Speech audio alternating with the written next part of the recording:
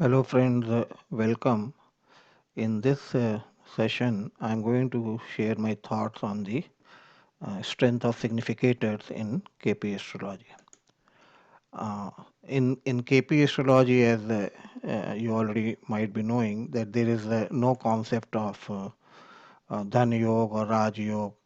The combination for wealth or power and all that. That's not considered in KP astrology.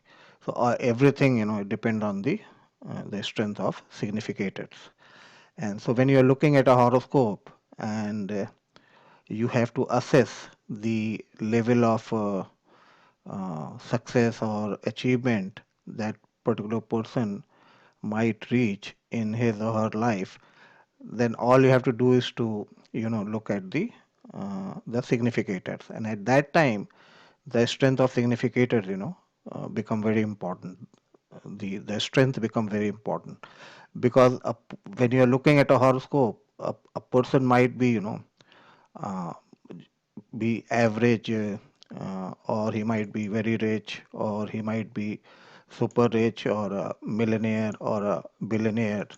So, there are all shades of gray when you're looking in a horoscope. And in absence of Dhan or Raj Yoga, then all you have to resort it to look at the strength of significators.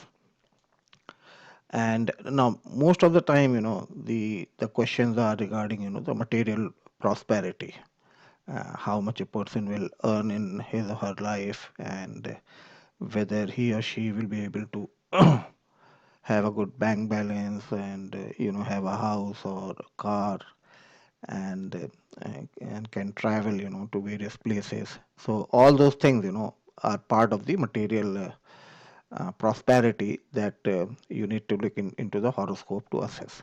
Now the good houses in KP are these, the 1, 3, 2, 6, 10, 11, and rest of the 6 houses are bad. So KP's rule is that when majority of the planet strongly signifies good houses, which are these houses, then a horoscope is generally, uh, tend to have a level of, prosperity. That means a person will be able to realize many of his or her, dreams and ambitions, and he will come out successful in various, competitions, and he can have a good, bank balance.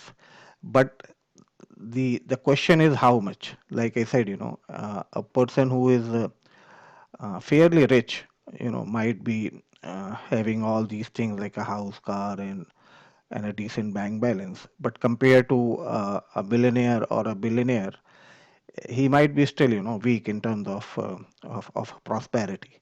So at this is where the strength of significator play a very important role. And so in a like Krishnamurti said, that majority of the planets should strongly signify good houses. So sometimes you have a horoscope where planets are kind of mixed up. They signify the good houses and as well as the bad houses. So in that case, the good and bad doesn't cancel each other. Both the results will happen. A person will go through his or her share of struggle, and at the same time, he or she would be successful. So to assess a horoscope in the light of the strength of significators is very important, and this is what I'm going to show you.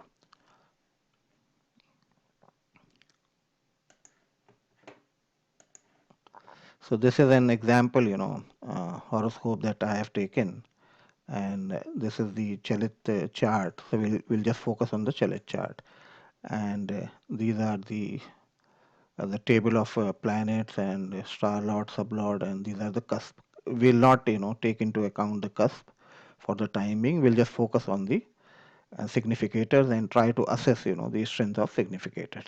So let's get started. Now normally what happens is when you have a or when you generate a horoscope using a software, and then sometime the way they lay down the table of significators, it doesn't help you in giving you a good idea about the strength of significator. So I would personally recommend that if you do it, manually, that way you will have a better feel. You can reach out and feel the strength. So that way you can assess, a horoscope better compared to just looking at a computer, generated tables. So now in Krishnamurti Paddhati, the star lord, is always stronger than the planet. So normally what we do is that when we are looking at sun, so we say, okay, sun is in the star of Jupiter. So sun will first, give the result of Jupiter. So normally, we write like this.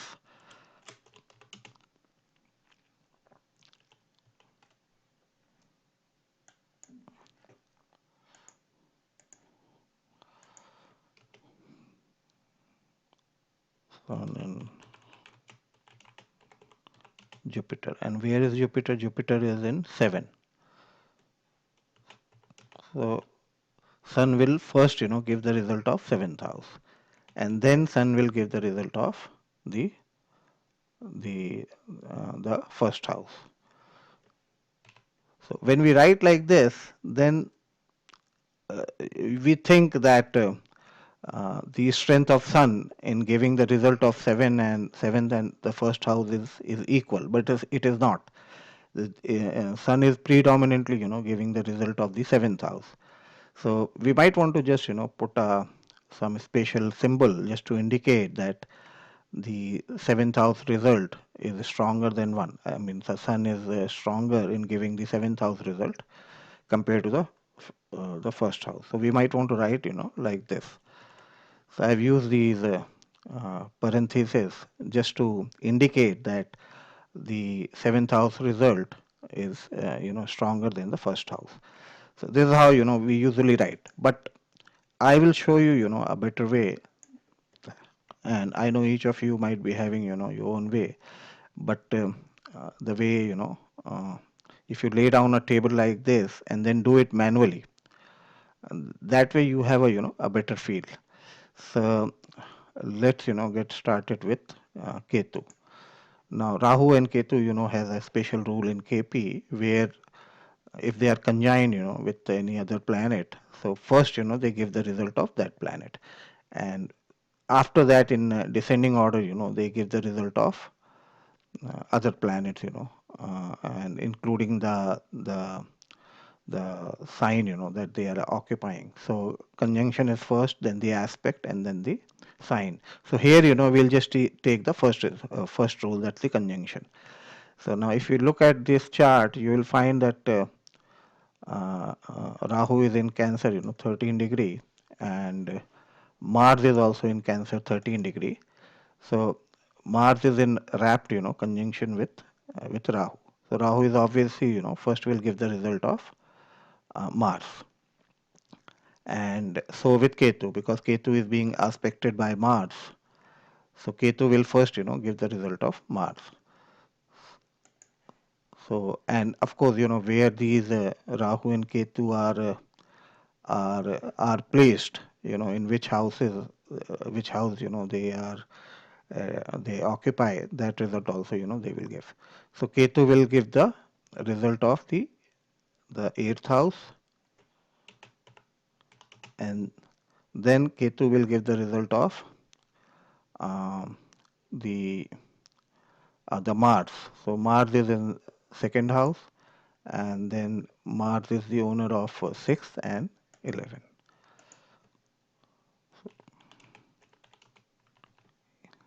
Now some of the values, I've already populated just to, save some time. Now remember, these two, simple rules, that a placement is stronger than ownership and a vacant house is stronger than the occupied house. So I'll show you, as we populate, this table. Now here, let's, the placement is stronger than ownership. Ketu doesn't have any, ownership. So, and since Ketu is in 8, so by putting, these bracket or parentheses over here, we are just trying to indicate that Ketu is strongly, giving the result of 8th house.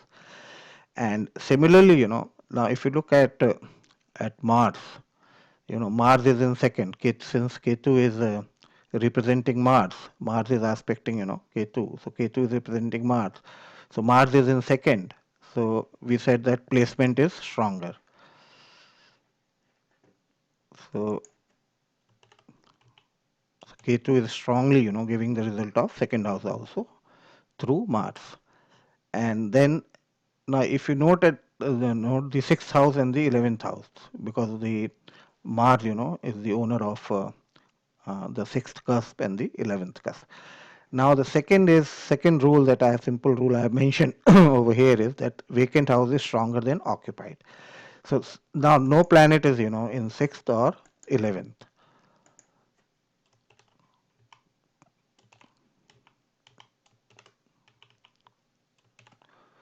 So we write like this. Then as I populate the other values, it will become clear to you. Now let's look at Sun. Sun is in ascendant, and Sun is the owner of third and fourth cusp. And since these both are vacant, you don't find any planet over here.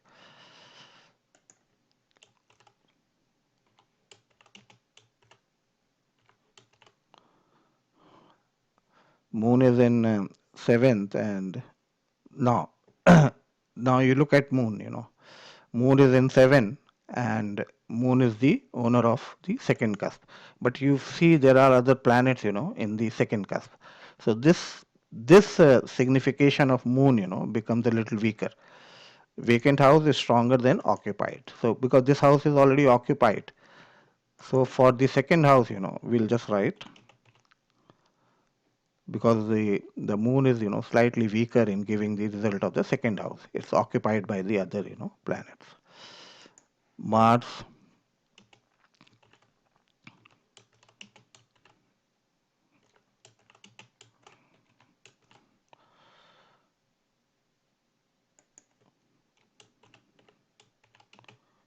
Jupiter, and we don't find Pisces over here. Now Jupiter is not only is sitting in the seventh house. It's also the owner of this seventh cusp. So like I said, since we want to assess the strength, so it's not a bad idea to write like this. Since there are already planets in the seventh house, so we just mention the second level strength for Jupiter. Mercury, and Mercury is the owner of the ascendant, but since Sun is already occupying the ascendant, so following this rule, the vacant house is stronger than occupied, and since this is occupied, so we'll just mention 1 without putting the parenthesis. So this is just a way to assess the strength, and if you don't write using some symbol, like for example here I have used these parentheses, then sometime you'll miss out on the strength of the planets. So that's the whole idea in putting these parentheses. Then let's go to the star lord. Ketu is in Moon,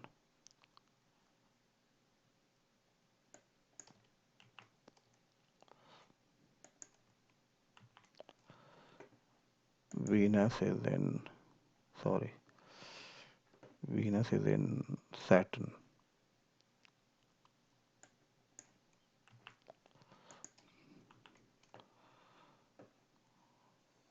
Sun is in Jupiter,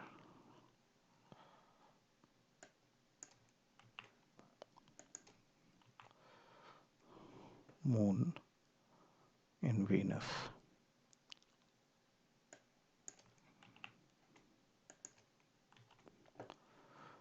Mars in Saturn,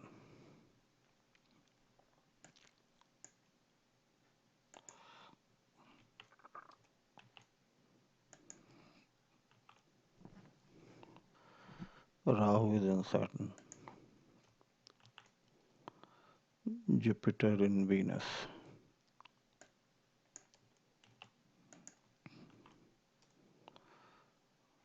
Saturn in Rahu.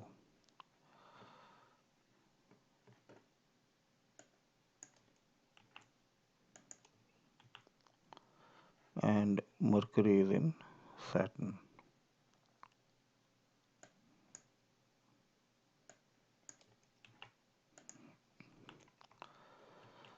So this is how we have populated, the star lord, signification. Now coming to, this third column, this is a very important, um, uh, strength of assessing the strength using the concept of self-significator. Let me show a lot of applications I have seen and examples and books I have read. This is not properly tabulated, but this plays a very important role in KP astrology. So let me show you what it means.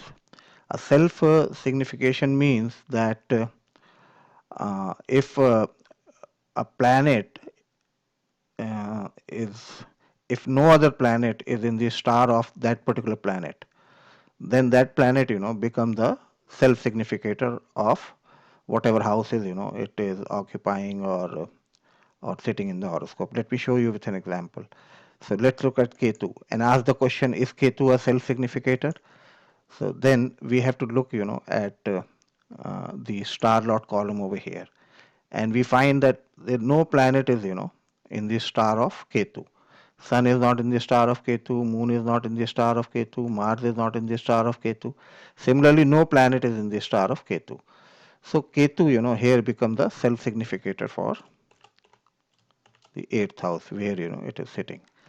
Then let's look at Moon, and uh, and then we have to ask the same question: is there any planet that's in the star of Moon? So Sun is not there, Moon is not there, but you find that Ketu is here. So we leave out this. And with Sun, similarly, we look over here and we don't find any planet in the star of Sun. So what happens is now Sun becomes self-significator of these houses.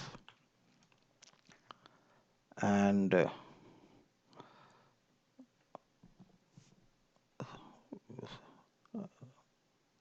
oh, I think I left out Venus. Let's look at Venus. Yeah, we see the moon is in the star of Venus and Jupiter is in the star of Venus.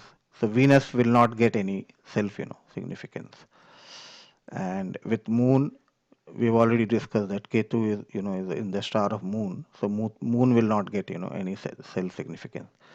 Then the Mars, and you find that there are no planet in the star of Mars.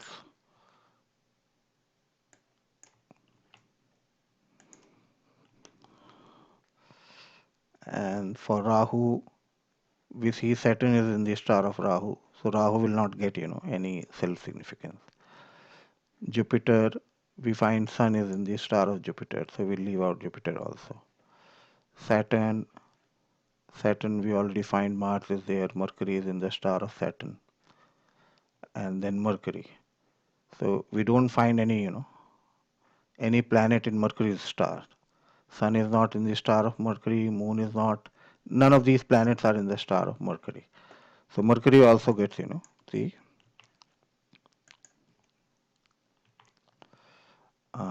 self significance status.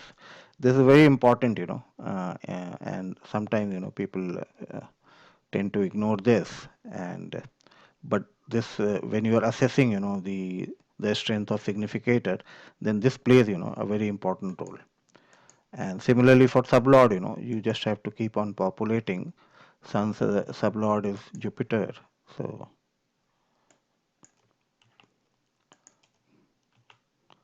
this is how you populate rest of uh, uh,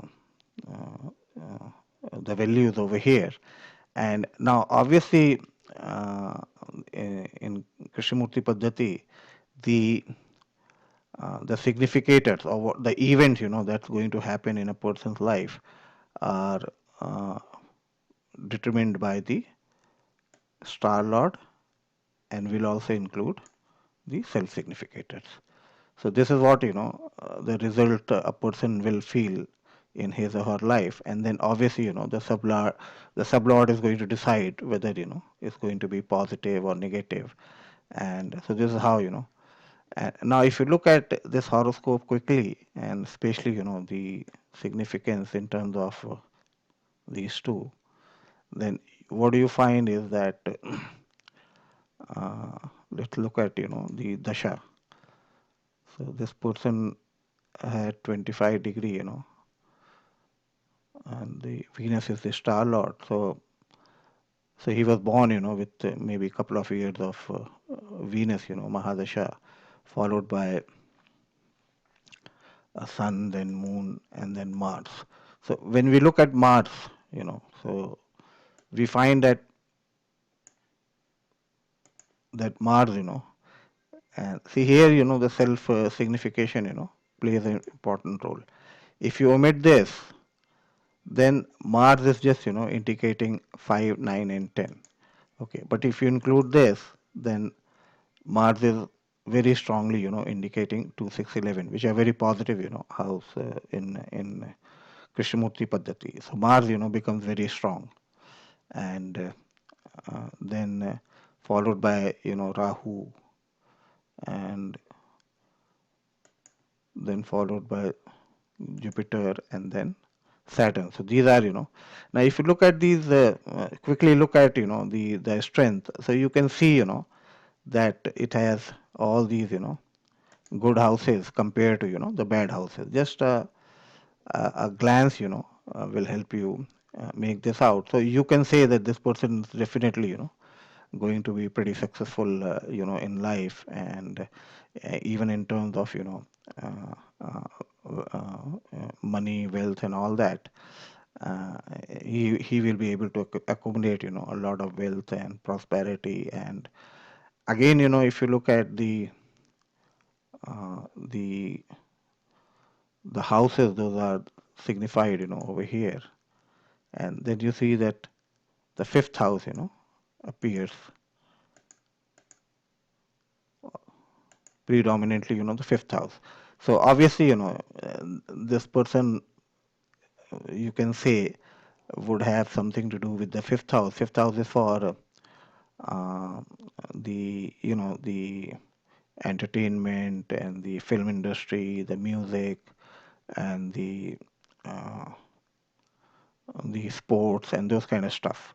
So this way, what happens is you can judge the strength, and based on that, then you can quickly make an assumption. Now if you remove all these parentheses, then you will miss out on the strength.